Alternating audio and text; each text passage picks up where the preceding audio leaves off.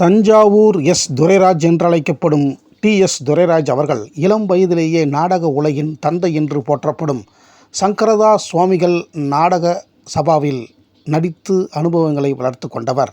பிறகு ஒரிஜினல் மணிவாசக பாலசபா என்ற நாடக நிறுவனத்தை தொடங்கி பல ஊர்களில் வெற்றிகரமாக நாடகங்களை நடத்தி வந்தவர்.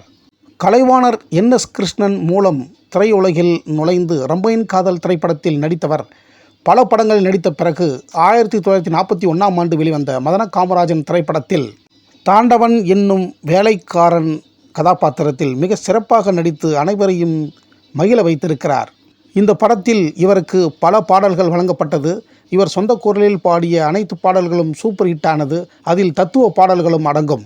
இந்த மதன காமராஜன் திரைப்படத்தில் தனது முன்ஜென்ம காதலி என்று ஒரு போலி சாமியார் சொன்னதை நம்பி எம்.எஸ். சுந்தரிபாயிடம் காதல் வயப்பட்டு அவரிடம் கெஞ்சும் நடிப்பில் நம்மை சிரிக்க வைத்த டி.எஸ். துரைராஜ் அவர்கள் பைத்தியம் முற்றிய எம்.எஸ். சுந்தரிபாய் குளத்தில் குதித்து தற்கொலை செய்து கொள்ளும் பொழுது நகைச்சுவை நடிப்பிலேயே நம்மை அழ வைத்தார் டி.எஸ். துரைராஜ் அவர்கள்.